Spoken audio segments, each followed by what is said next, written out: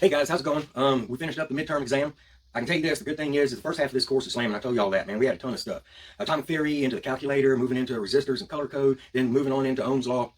All this stuff, schematic symbols, everything. That's a lot, a whole lot of stuff in a short period of time. But the good thing is from here on out, all we have to talk about is how things are connected. And there's only two ways to connect things together. You're going to connect them end to end, or you're going to connect them side by side. That's the only two ways to hook things up. Now, there'll be combinations of those two, but bottom line, basically, that is the only two ways to hook things up, end to end and side by side. So that being said, what we're going to talk about first is the end-to-end connection. Now, as we go through this, understand that this applies to anything that can be connected in this fashion. The only component that we've learned so far is the resistor, so that's all we're going to be using in the analysis of these circuits. But all these concepts we're going to talk about hold true, no matter what component there is that you're connected. So the end-to-end connection. First of all, end-to-end connection.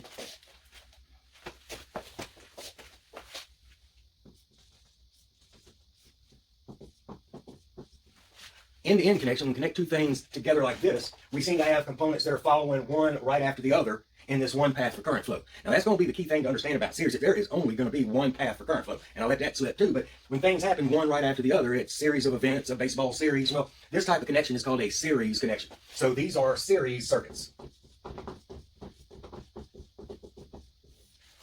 So what I want you to know is as we go through this, and I write up on the board, I'm not going to wait for everybody to write it down. You know, that's what that little pause button is for on your phone. So just pause, write the notes down, because you're going to want to write them. You know that's how it works. You can look and watch this all you want to, but if you don't write these notes, it really doesn't go through your brain. We talked about that. In your eyes, got to go through your brain to get down to your hand. And then once it gets to your hand, it goes back into your eyes. And so it's about it's not 9, but there's a bunch of different exposures that help it stick with you. So go ahead, pause, and write this stuff down. So we're talking about series circuits. And a series circuit is an end to end.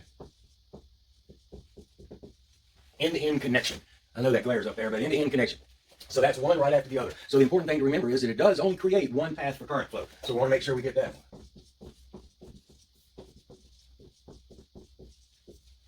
And you have to understand, right? When these electrons are flowing, I told you, it moves like marbles in a garden hose. So the garden hose is full of marbles. As soon as I push one in, they all shift at the same time, and one instantly falls out the other end. This is the nature of electron flow, or at least an idea or a picture you can have when it comes to it. And if you think about this, if I push a marble in, if it only goes in so far, or it goes in a certain speed, well, all the marbles there are going to be moving in that same speed. Also, if I push 3 marbles in, there's going to be 3 marbles falling out the other end. That means that all the marbles in there are moving at the same time, at the same speed, everything. So the deal is, if I only have one path for current, that movement, if I only have one path, well, I'm only going to have one current. I mean, think about a one-lane road with one slow driver all the way up to front. How fast are the rest of the people behind them going? The same speed that one driver is. So the amount of flow is going to be the same everywhere in that one path. So we need to know first and foremost is the amount of current is the same everywhere in a series circuit.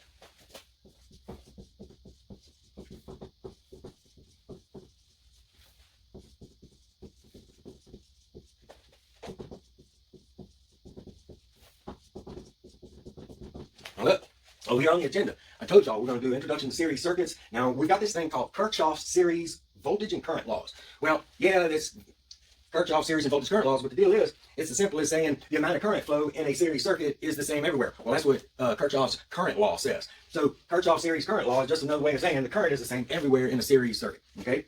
So we know there's current. It's one value of flow. Now, pause, write that down. Here we go.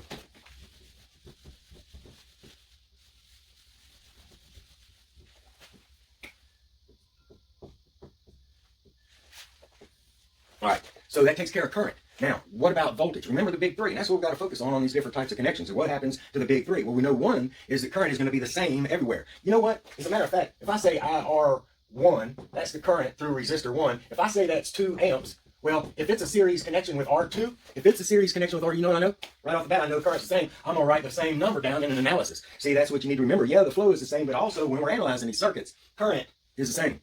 What about voltage? Well, if we look at this, okay, you got to know and remember what voltage is. What is voltage? Well, voltage is the difference of potential between 2 points. Difference in potential between 2 points. And if it ain't the same 2 points, it ain't going to be the same voltage. Let that sink in. Voltage is the difference between 2 points. And if it ain't the same 2 points, it ain't the same voltage. Simple as that. Might be the same amount, but it ain't the same voltage. So voltage is the difference of potential between 2 points. So let's say between this point and that point, I have a source of 10 volts applied. This is a series circuit. Got my source, got my path, got my load. And of course, well, it doesn't have a control device, but it doesn't need one. So here's the deal. if I measure the voltage across this source, and this source is connected to these 2 points, well, the amount of voltage that I'm going to have between those 2 points is equal to that source voltage. So I have 10 volts between there and there. Now, how about this? How about from here to here? Well, I have that same 10 volts. Well, I'll tell you this. This point, right here and this point, electrically, that's considered the same point because they're connected directly together. So I can stick my meter probe here, or I can stick my meter probe there because it's the same 2 points. Doesn't have any components between those 2 points. One solid line. Well, between this point and that point, I've got a component. So I know that this point and that point ain't the same point because I got a component between them. Well, my question is this point and that point the same point? Well, no. I got a component between the two, so it can't be. So if I measure 10 volts from this point to this point, am I going to measure 10 volts from this point? No, because this point and that point are not the same point. Now, we'll tell you this. I do have voltage applied, and I do have resistance, and I do have a path, so I'm going to have current. And Ohm's law tells me that if I have current through a resistor, I'm going to have some voltage there. Now, is it necessarily going to be half and half? No, it's not. The difference is, remember the whole proportionality thing about Ohm's law of voltage and resistance being directly proportional. If I got a big resistor and a little resistor, well, I'm going to have a big voltage and a little voltage. Remember that? So it doesn't necessarily divide in half, but let's say, and I'm just making these numbers up to make a point. Let's say I have 3 volts across that resistor, resistor number 1. Well, I got 10 here, right? And if I put 10 bucks in my pocket total, and I only spent $3 here at this store, how much should I have left to spend at that store? Well, money's money. So I know that I'm going to have, and here's the kicker, the rest of this voltage. You see, this applied voltage in series is divided up between the components. Now, when I say divided up, I don't mean mathematically. I mean divided up like a pizza. If I cut a pizza up in 8 slices, and I put 8 slices back together, I'm going to end up with a pizza. So if I take this pizza, cut it up, I'm going to put it back together, I'm going to end up with the pizza. It's as simple as that. So voltage is divided among the individual, and the sum, which means the answer to an addition problem, the sum of the voltages in series is always equal to that applied voltage. And you know what? There's that Kirchhoff voltage law again. It says, well, blah, blah, blah, but bottom line, the individual voltages will always add up to the total applied voltage. That's Kirchhoff's voltage law. So,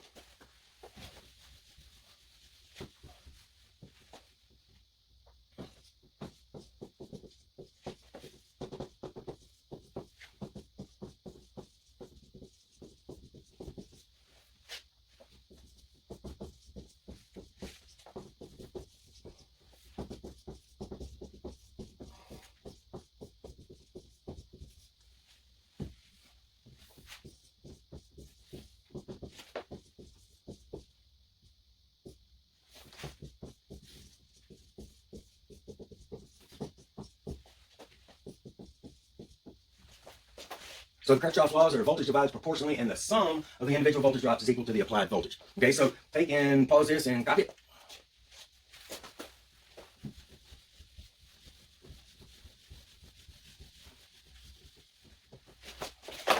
All right, this is the last little tidbit for this one. So we need to cover resistance. So current's the same everywhere. Voltage divides, what about resistance? Well, we got to know how to find the total resistance. So if we have a circuit, or let's say I have a resistor right here, and that's R1, and that's 20 ohms, okay? Well, ask yourself, how much resistance do I have in that circuit?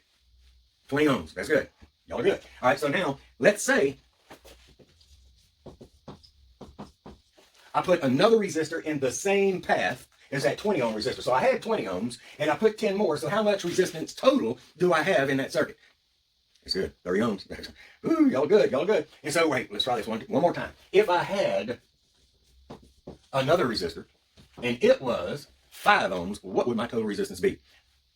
35 ohms. So look, how do you find total resistance in a series circuit? That's right. You add them up. You take and add up the individual resistors. So this is the last little tidbit we got to get. So RT, resistance total resistance, RT is equal to R1 plus R2 plus R3. So in this little section, what you need to beat into your brain, series circuit, end-to-end connection creates one path for current flow. With one path for current flow, current is the same everywhere in that path.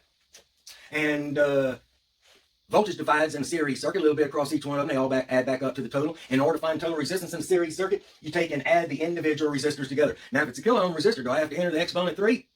That's right, I do. I got to enter in that exponent 3. So everything that we've learned up to this point, folks, holds true. If I'm asking you for voltages, you better put a V behind your answer. If I'm asking you for current, it's an A. So everything still applies. New concept, making connections. This is end-to-end called series. Current's the same, voltage divides, and you add up your resistors. Got that? Okay.